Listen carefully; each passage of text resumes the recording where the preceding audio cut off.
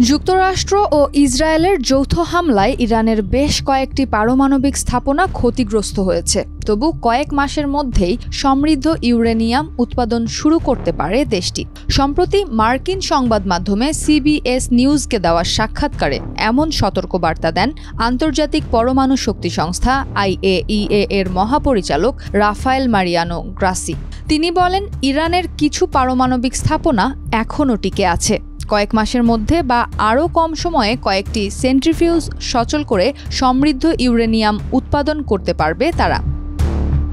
IAEA এর মহাপরিচালক বলেন, ইরানে প্রায় 408.6 কেজি ইউরেনিয়াম মজুদ থাকলেও তা অস্ত্র তৈরির পর্যায়ে পৌঁছায়নি। এই মজুদকে আরও পরিশোধিত করলে তা দিয়ে তাত্ত্বিকভাবে অন্তত 9টি পারমাণবিক বোমা তৈরি করা সম্ভব।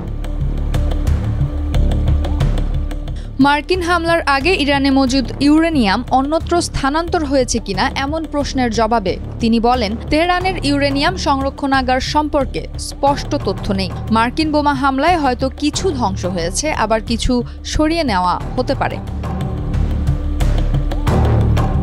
গত 13 জুন ইরানে একাধিক পারমাণবিক ও সামরিক স্থাপনায় বোমা হামলা চালায় ইসরায়েল। তাদের দাবি, ইরানের পারমাণবিক অস্ত্র তৈরির প্রচেষ্টা রুখতেই এই হামলা চালানো হয়েছে। যদিও বরাবরই এই অভিযোগ অস্বীকার করে আসছে ইরান। এর এক সপ্তাহ পরই ফোর্দো সহ ইরানের 3টি পারমাণবিক স্থাপনায় বোমা হামলা চালায় যুক্তরাষ্ট্র।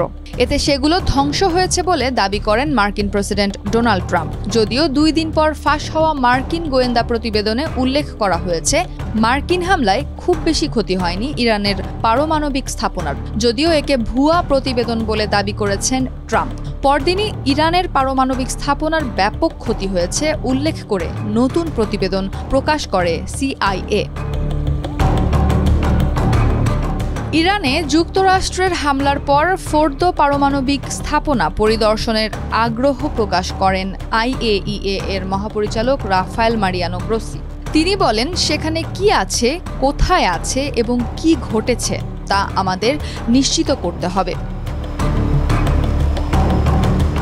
এর প্রক্রিয়ায় ইরানে গুরুত্বপূর্ণ যাচাই ও পর্যবেক্ষণে IAEA এর কার্যক্রমের প্রতি ওয়াশিংটনের সমর্থন অব্যাহত থাকবে বলে জানান মার্কিন পররাষ্ট্রমন্ত্রী মার্কো রুবিও। কিন্তু IAEA এর মহাপরিচালকের পরিদর্শনের অনুরোধ প্রত্যাখ্যান করে তেহরান।